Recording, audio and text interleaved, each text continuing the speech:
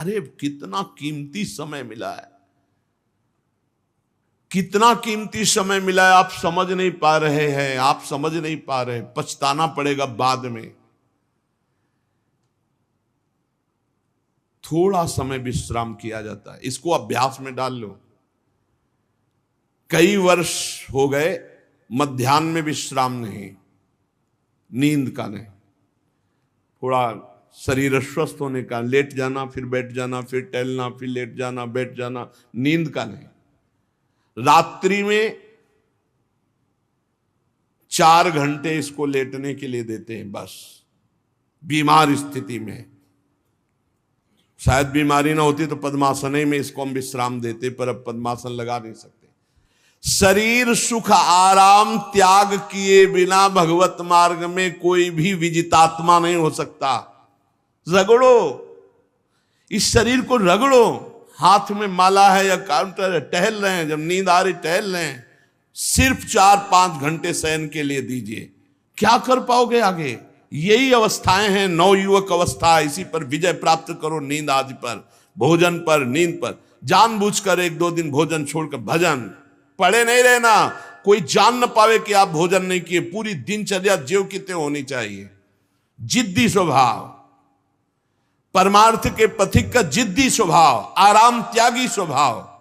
और शरीर को जैसा बना लो प्रभु वैसे ही है, इसमें जड़ है, कोई अंतर नहीं पड़ता है।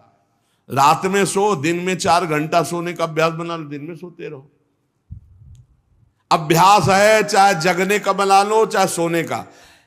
आधा आधा कवल रोज बढ़ाते चले जाओ, भोजन आते फैलती चली जाएंगी। आधा आधा कवल रोज कम करते चले जाओ। 24 घंटे में 400 ग्राम अन्न से स्वस्थ शरीर का पोषण हो जाएगा और वो क्रियाशील रहेगा। 400 ग्राम अन्न से काहे को बर्बाद कर रहे हो? आते बढ़ाते चले जा रहे हो। इसको कम करो,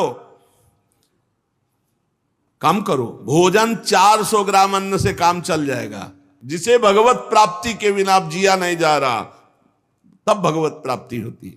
ये शरीर सुख आराम के त्यागने की, हमें बहुत समय बर्बाद मत करो, समय बर्बाद मत। भोजन कर रहे हो, नाम जब चल रहा है, अंदर पद चल रहा है, कोई भी भोग तुम्हें नहीं फंसा सकता यदि भगवान नाम चल रहा है। समझ ही नहीं रहे, भगवान नाम नहीं जब करना, बस मन मानी आचरण करना है। बड़ी भारी आवश्यकता है शरीर सुख आराम के मिटाने की साधक को। जीवन भर इसी में लगे रहे, जीवन भर। जब से इस मार्ग में चले तो इसी पर है। नींद और भूख, 2 पर भारी प्रहार रहा है, नींद और भूख। वो भगवान की कृपा से ऐसा, अब तो बहुत भारी रोग से ग्रसित है। लेकिन पीछे मुरारी शरण आए और कहा अल्ट्रासाउंड कराने चलना है, डॉक्टर ने बोला है, तो आज कुछ खाना नहीं। हम कहा आज की बात कर रहे हो? 3-4 दिन से कुछ नहीं गया। जब डॉक्टर वहां देखा तो बोला बाबा पानी पे रहते हो क्या? जो वैसे किया, जानबूझ करके मधुकरी नहीं जाना, 3-4 दिन नहीं पाना। अब देखते हैं भजन कैसे होता है। और यह अभ्यास बचपन से, भूखे रह करके, सर्दी में, गर्मी में, बीमारी में, हर स्थिति में भजन नहीं छूटना, दिनचर्या नहीं छूटने। शयन में जो तुम्हें सुख मिलता है वो तमोगुणी नींद का है। जागृत होकर भजन में अगर समय व्यतीत कर दो, हाँ, जीवन आनंद में। शरीर सुख आराम को नष्ट करने की जरूरत है साधक को। दिन में सोना बंद करो। जो रात्रि में जगते हैं वो सो सकते हैं आधा टाइम, आधा टाइम सोने का टाइम 4 घंटे, तो 2 घंटे विश्राम कर लो। और रात्रि में ऐसी सेवाएं करो कि 1-2 घंटा उसमें विश्राम कर लो। 4 घंटे से काम। और जो रात्रि में चैन से सोते हैं, दिन में मत सो। दिन में टहलो, माला लो और अपने ही कमरे में टहलो, बंद करके कमरा, अपने ही अंदर टहलो, खूब नाम जप करो, मंत्र जप करो। देखो कैसा आनंद आता है कि अरे तेरा समय जा रहा है, पता नहीं आगे कौन सा रोग आ जाएगा, कौन सी घटना घट जाएगी, तू भजन करने लायक रहे या ना रहे। आज भजन कर लेगा तो कल, बता रहे हैं ना, हर समय मन उत्साहित रहता है। तभी हम कह रहे हैं कि भजन करोगे तो मरते दम तक तुम्हारा उत्साह नष्ट नहीं होगा, उत्साह संपन्न। कितना आनंद रहता है मन से भगवत आराधना शुरू हो जाती है, मन से पाठ शुरू हो जाता है, मन से परिक्रमा शुरू हो जाती है। हमें लगना है, आराम शब्द जीवन में नहीं। सीधी बात समझो, जब तक भगवत प्राप्ति नहीं तब तक आराम नहीं। राम काज कीन्हे बिनु मोहि कहां विश्राम, बिल्कुल जिद्दी स्वभाव बनाना पड़ेगा। शरीर आलस्य, प्रमाद, भोग, नाना प्रकार की खान पान सामग्री, तो भगवान कहते फिर मेरी प्राप्ति के लिए विजितात्मा बनो। आराम है, राम काज कीन्हे बिनु मोहि कहां विश्राम। समुद्र पार कर रहे, मैनाक जी प्रकट हो गए, थोड़ा विश्राम कर लो, बोले नहीं, राम काज कीन्हे बिनु मोहि कहां विश्राम, मोहि कहां विश्राम। सेवक सुख चाह, मान भिखारी, व्यसनी धन, शुभ गति व्यभिचारी, कभी नहीं। सर्वभूतात्म भूतात्मा, संपूर्ण प्राणियों के साथ आत्मवत व्यवहार करे, सब में मेरा प्रभु विराजमान है। जैसे हमारे किसी शरीर के अंग में चोट लग जाए तो हमें ही लगती है, ऐसे संपूर्ण चराचर जगत में जब हम किसी को दुखी देखे तो हमारा हृदय दुखी हो जाए। कैसे इसके दुख को, इसे सर्वभूतात्म भूतात्मा कहते हैं। जो योगी होता है वो सबको सुख पहुंचाने की चेष्टा करता है, किसी को भी दुखी देखकर उसका हृदय व्याकुल हो जाता है। साधन में स्वाभाविक प्रवृत्ति नहीं होती, लगाना पड़ता है, इसलिए उद्देश्य दृढ़ रखो। अब हमको इसी जन्म में भगवत प्राप्ति करनी है, हम प्रियालाल की शरण में हैं, हमारा एक एक मिनट बड़ा कीमती है, हर मिनट में हर सेकंड में हमें नाम जप करना है और प्रभु के भरोसे रहना है। कम सोना है, कम खाना है, कम बोलना है, तीन बातें पकड़ो। कम सोना, इसका अभ्यास बना लो, कम खाना, इसका अभ्यास बना लो, और कम बोलना, इसका अभ्यास। ये तीन बातें जीवन में साधक के बिल्कुल सरलता पूर्वक आ जानी चाहिए। मिताहार, मित भाषण और नियमित शयन। शयन से बचो, ये बहुत जहर है, नींद बहुत जहर है। निद्रा आलस प्रमादोत्थम तत्तामस मुदाहृतम, इसको एक सीमा में बांध दो, 3 घंटे 4 घंटे 5 घंटे, बस 24 घंटे माला, काउंटर, वाणी, सेवा, टहल रहे हैं, सो नहीं सकते, आराम नहीं कर सकते, नहीं कर सकते। ये अभ्यास बनाओ तभी आगे बढ़ पाओगे। सत्संग रोज सुनते हो, देखो तुम्हें जो डांट लगती है, तुम्हें बहुत प्यार करते हैं, प्रभु बहुत प्यार करते हैं, इसलिए डांट लगवा रहे हैं, इसलिए आपको सत्संग सुना रहे हैं। ये जीवन सार्थक कर लो, नहीं तो बहुत पछताना होगा। हम पशु पक्षी के जीवन में साधना नहीं कर पाएंगे। कैसे हमारा चिंतन बदले। भगवान ने अगला शब्द का मदगत प्राणा, प्राण जिसके मेरे में समर्पित है।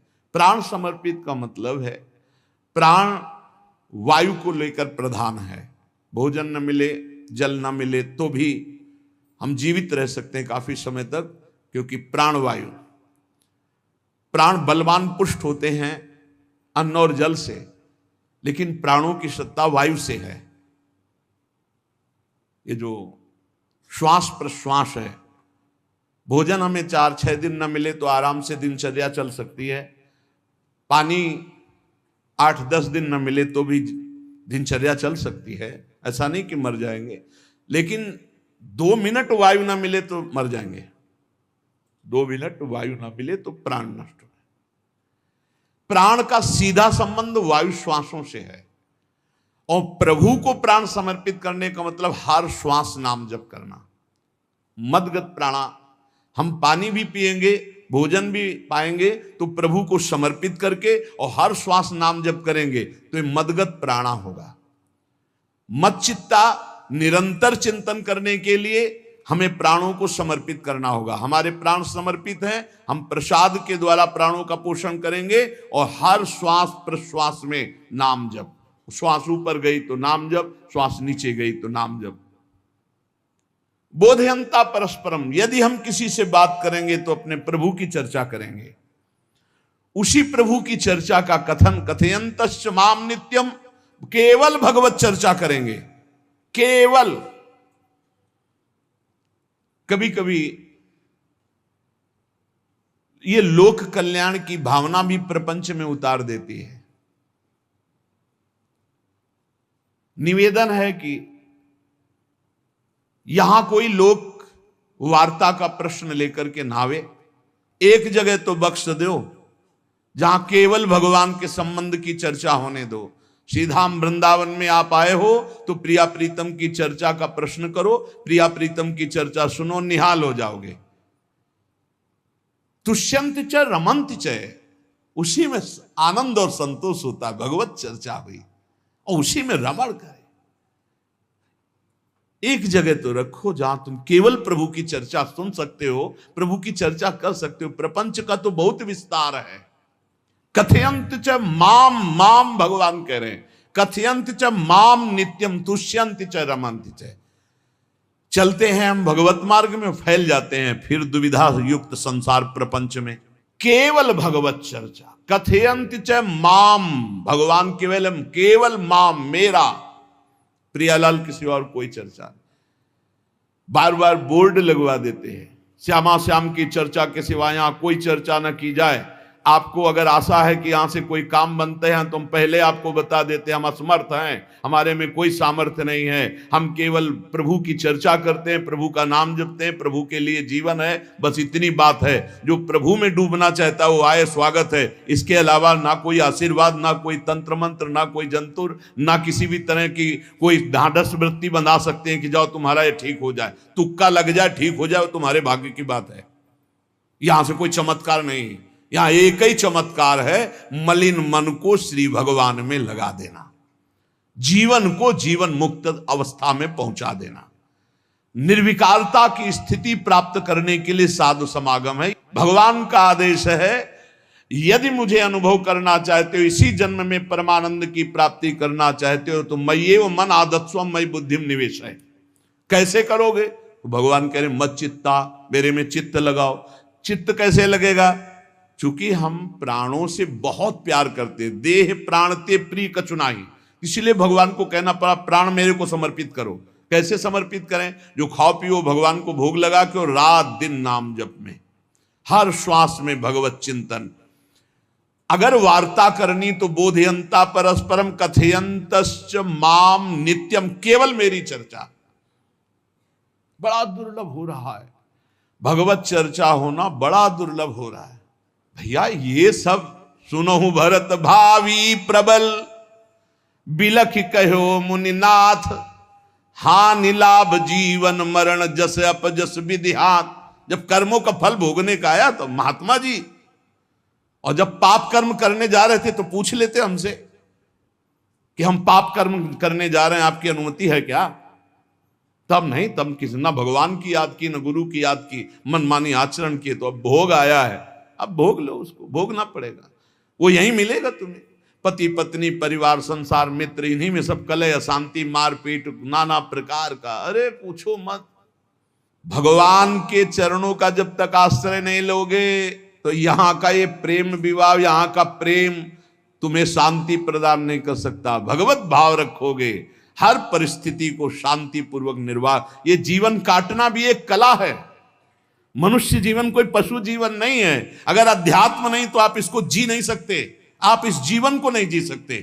अशांत रहोगे, क्लेशित रहोगे, परेशान रहोगे। जीवन की कला है द्वंद्वों में समता, संपूर्ण जगत में रहते हुए ममता रहित हो जाना, संपूर्ण क्रियाएं करते हुए अहंकार रहित हो जाना, अभी जीवन मुक्तता का आनंद आ जाए। तो मत चित्ता मदगत प्राणा बोधयंता परस्परम कथयंत च माम नित्यम तुष्यंत च रमंत च। हमारा उद्देश्य भगवत प्राप्ति का है। जो भगवत संबंध से भगवत प्राप्ति करना चाहता है उसके लिए दरबार खुला है, फ्री है, कोई फीस नहीं है, कोई शर्त नहीं है। तुम कौन हो, कहां के हो, कोई मतलब नहीं। आपका केवल संबंध भगवान के संबंध से वार्ता होगी तो यहां हो सकती है। इसलिए सावधानी होकर हमारे समय को निरर्थक ना किया जाए। बहुत कीमती समय, जब प्रश्न होता है तो फिर उस पर चर्चा करनी ही होती है। हमें सिर्फ भगवान का आदेश है, कथयंतश्च माम नित्यम तुष्यन्ति च रमन्ति च। उसी में संतोष करना, उसी में रमण करना है। हमारा भरण पोषण श्री प्रिया जी से होता है, किसी व्यक्ति से नहीं होता है। हमारे यहां श्री श्यामा श्याम विराजमान है, उनका पूरा जगत है। तुम्हारी बुद्धि में मेड़ है, भेदभाव है, उनके लिए भेदभाव नहीं। सब मम प्रिय, सब मम उपजाए, तो हम अपने स्वामी के अनुसार चलेंगे। सब मेरे प्राणनाथ श्यामा श्याम के जन है, कोई भी हो, इतना ना छोटा ना इतना बड़ा, ना इतना प्रिय ना इतना अप्रिय, सब बराबर है। एक तरफ चाहे गुणात्मा, गुण से युक्त महात्मा, और एक चाहे दुरात्मा, दुर्गुणों से युक्त, दोनों को ऐसे दुलार करके श्री जी की तरफ बढ़ाने वाला मार्ग ये मार्ग यहाँ का है। कथयंत च माम नित्यम तुष्यंत च रमंत च तेषाम सतत युक्ता नाम भजताम प्रीति पूर्वकम। जो सतत प्रेम पूर्वक मेरा भजन करता है, भगवान करे ददामि बुद्धि योगम तम, उसकी बुद्धि का योग मैं करा देता हूं। ये खास बात हुई, लगाने की चेष्टा हमने की मन बुद्धि को, और भगवान आकर मन बुद्धि में विराजमान हो गए। तेषामेवानुकंपार्थ महमज्ञानजं तमहा नाशयात्म्यात्म भावस्थो ज्ञान दीपेन भास्वता। भगवान कृपा करके उसके हृदय में ज्ञान प्रकाशित कर दिया। जब कोई सतत भजन करता है, प्राण प्रभु को समर्पित कर देता है, चित्त प्रभु में लगाए हुए प्रभु की चर्चा, भगवान उसके अंदर ज्ञान प्रकाशित कर देते, तो वो अनात्म भाव जो देह भाव था उसका नाश हुआ और वो भगवत भाव में स्थित हो जाता है। भगवान कह रहे हैं मत चित्तः सर्व दुर्गाणी मत प्रसादात तरिष्यसि। जब कोई मेरे में चित्त लगाता है तो मेरी कृपा से सारे दुर्गुणों का नाश हो जाता है। महात्मा तो भगवान बनाते हैं। करो सत्य ते साधु समाना, मैं उसे साधु बनाऊं। हमारा कर्तव्य, हमारा चित्त प्रभु में लग जाए। मेरा चिंतन करो, भगवान का आदेश है। बस खास बात है चिंतन। हमारी प्रारंभ से विशेष श्रद्धा इसी बात में रही गुरु शब्द पे, कि रात दिन कोई भी चेतना युक्त क्षण ऐसा ना जाए जिसमें भगवत विमुख होता हो। बस इसी बात की साधना जीवन भर रही। प्रारंभ में गुरुदेव ने कह दिया जब तक चेतना है तुम्हारे में, तो तुम्हारा जागृत अवस्था का चेतना युक्त एक भी क्षण व्यर्थ नहीं जाना चाहे। तो गुरु कृपा से यही प्रयास रहा है कि हमारा एक भी मिनट भगवान से विमुख न जाए।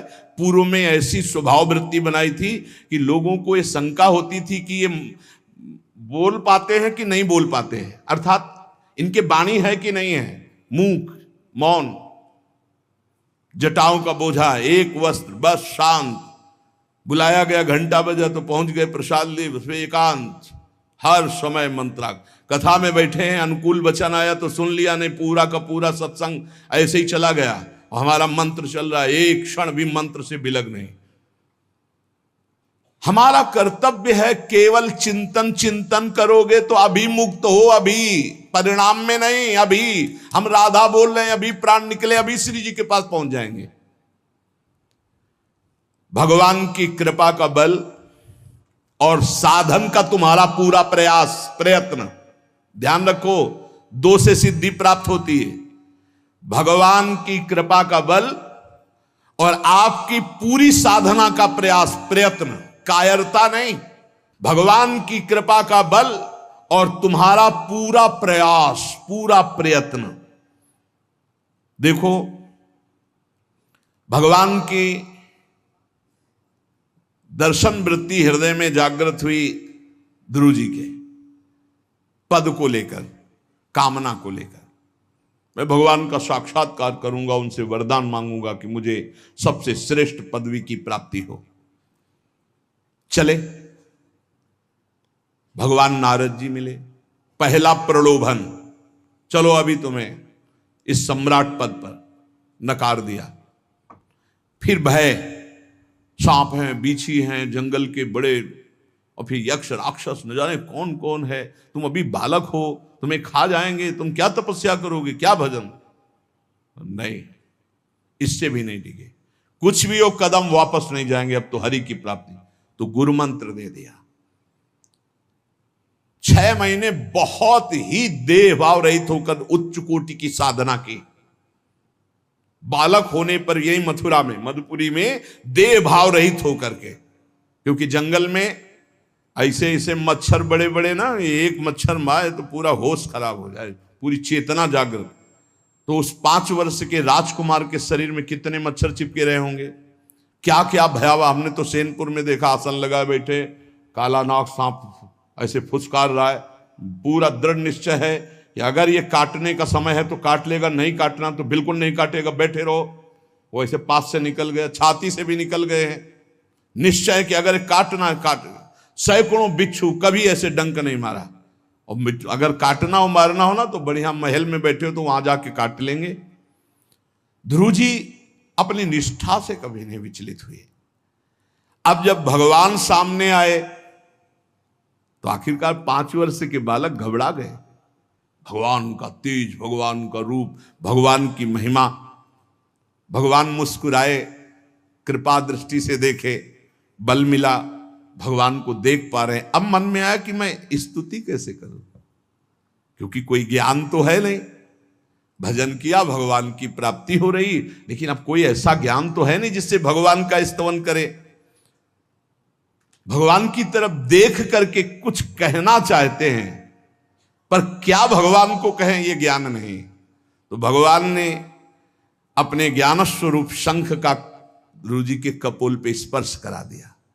जो भगवान कह रहे, ज्ञान तो मेरी कृपा से होता है। अभी पीछे श्लोक में भगवान ने कहा, तेसा मेवानुकंपार्थो महमक ज्ञानजम तमः नाशयाम्यात्म भावस्थो।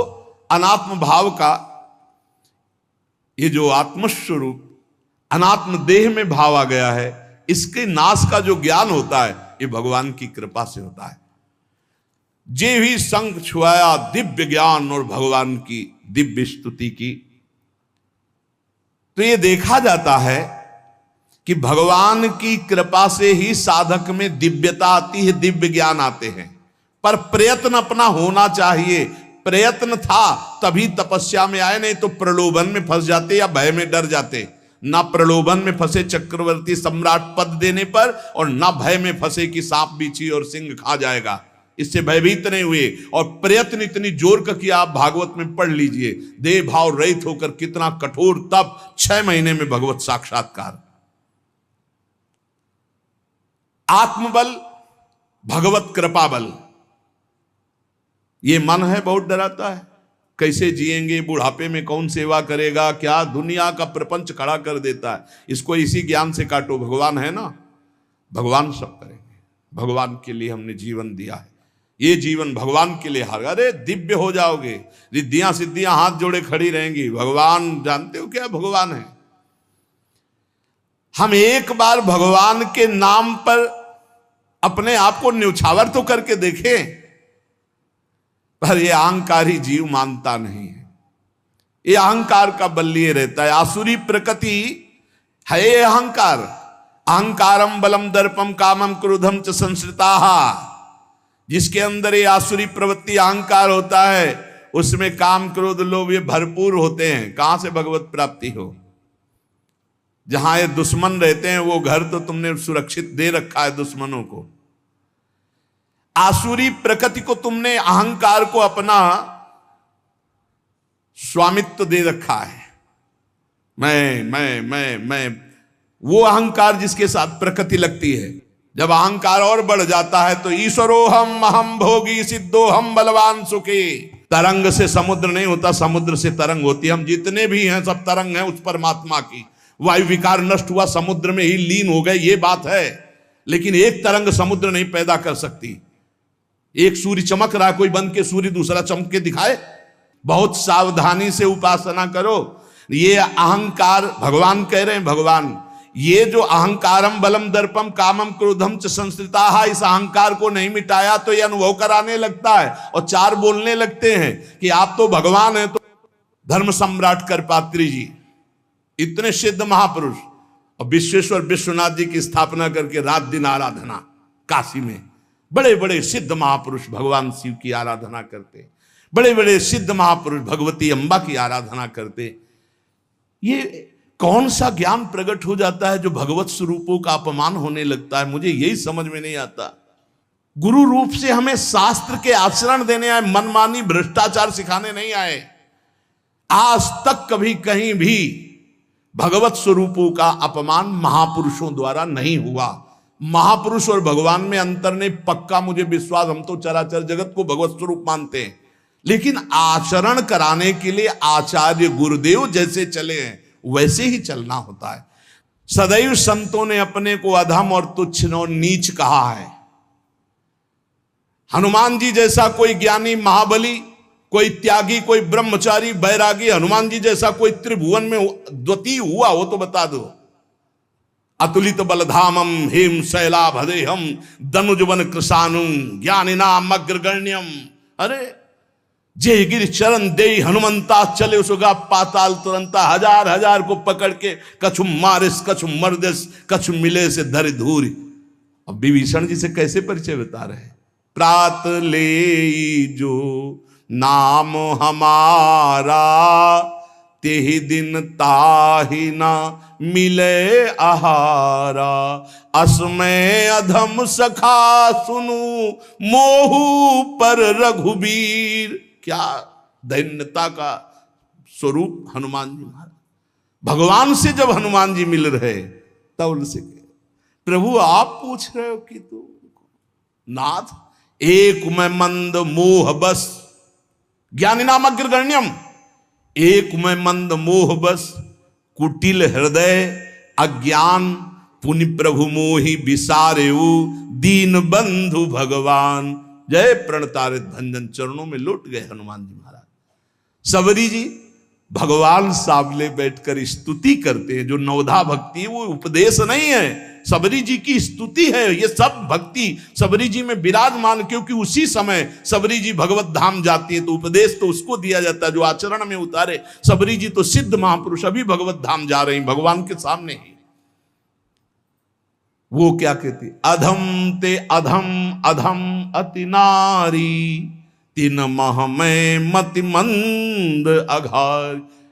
हरिवंश महाप्रभु, क्वाहम तुच्छ परम अधम प्राण्यो गर्ह कर्मा, यत् नाम स्फुरति महिमा हरेश वृंदावनस्य। इन सब बड़े बड़े आचार्य महापुरुषों ने भगवान की दास्ता स्वीकार करके, जीवन अर्पित करके, आचरण करके दिखाए।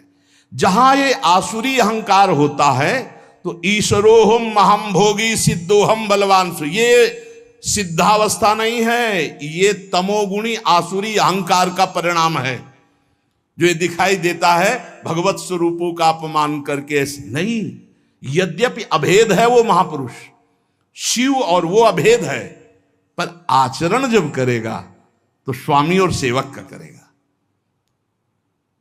काशी नगरी सिद्धों की नगरी है, ज्ञानियों की।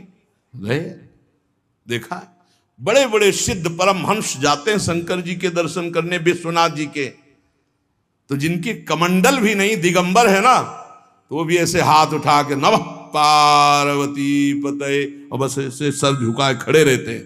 जल भी नहीं है, पत्र भी नहीं है, ऐसे वो हम सब खड़े खड़े घंटों खड़े रहते। तो वहां के शिव पार्षदों से ऐसा करुणा में प्रेम हो गया था कि वो हमें नहीं हटाते थे, तो एक कोने में घंटों खड़े रहते थे और दर्शन करते रहते थे भगवान विश्वनाथ जी। तो जैसे ऐसे अवधूत आते, न कोई जल का कमंडल है, न कोई पत्र है, न पुष्प, नजदीक गए और नमः पार्वती पते हार हार महादेव, बस सर झुकाए, ये है। और स्वयं शिव स्वरूप है, इतना अंतर नहीं ब्रह्मबोध में। भक्तों में भी कभी कभी आम प्रकट होता है, वो वाणी से आपको दिखाई देगा, लेकिन वो आसुरी अहंकार नहीं होता। ध्यान रखना, ये उनका भागवतिक बल होता है, ये आसुरी अहंकार नहीं होता। जैसे जनक जी की सभा लगी हुई है, भगवान श्री राम लक्ष्मण जी विराजमान है विश्वामित्र जी के समीप बड़े सौम्य भाव से। जनक जी महाराज ने देखा कि बड़े बड़े वीर आए, पर धनुष यज्ञ में धनुष को, अजगों को कोई उठा ही नहीं पाया, खंडन की तो बात जाने दो। रावण बाणासुर आया, आरती प्रणाम करके चले गए। अब आशा ही खत्म हो गई, कोई उठाने वाला ही नहीं, तो उन्होंने कहा वीर विहीन मही मैं जानी। अब मैं आज जान गया कि पृथ्वी वीरों से रहित हो गई। अगर मैं ऐसा जानता कि इस भूमंडल में कोई वीर ही नहीं अजगों का खंडन करने वाला, तो मैं ऐसा प्रण नहीं लेता, मेरी जान की कुंवारी रह जाएगी। ऐसे विकल होके वीर विहीन मही मैं जानी। जनक जी ने इतनी बात जे ही कही तो लक्ष्मण जी कूद पड़े सिंह शावक की तरह उछलकर और कहा कि जहां रघुकुल भूषण भगवान श्री राम विराजमान हो जनक, ये बड़ी तुमने निराशापूर्ण बात कैसे कह दी? तुमने ऐसी बात कह दी जहां रघुकुल भूषण भगवान श्री राम विराजमान है। ताल ठोकी और कहा अगर इनका इशारा हो जाए, समझो, जो तुम्हारी अनुशासन पाओ, कंदुकी ब्रह्मांड उठाओ, काचे घट जिमी डारों फोरी, सकऊं मेरु मूलक जिमी तोरी, कमल नाल जिमी चाप चढ़ाऊं, जो जन सत प्रमाण ले धाऊं। हे जनक, जहां रघुनाथ जी विराजमान होते वहां ऐसी बात नहीं कहते, तुमने ऐसी बात कैसे कह दी? अगर मेरे स्वामी का आदेश हो जाए अभी तो पूरे ब्रह्मांड को कच्चे घड़े की तरह तोड़ दूं। ये अजगौ पुराना 100 योजन एक बार में दौड़ते हुए जाऊं और इसको ऐसे कमल लाल की तरह तोड़ दूं, मेरे स्वामी का आदेश हो। ये अहंकार नहीं है। पहली बात कही, जो तुम्हार अनुशासन पावो, अगर मेरे प्रभु श्री राम की आज्ञा हो जाए। और लक्ष्मण जी ने एक बात और कही कि तोरों छत्रक दंड जिमि तव प्रताप बलनाथ, आज के बाद कभी धनुष स्पर्श नहीं करूंगा यदि मेरी बात झूठी हो जाए। आपके प्रताप से इसे बरसाती छत्ते की तरह तोड़ दूं इस अजगौ को, अगर आपका आदेश हो। तव प्रताप बलनाथ, यह अहंकार नहीं है, यह भक्त का भगवत प्रताप है।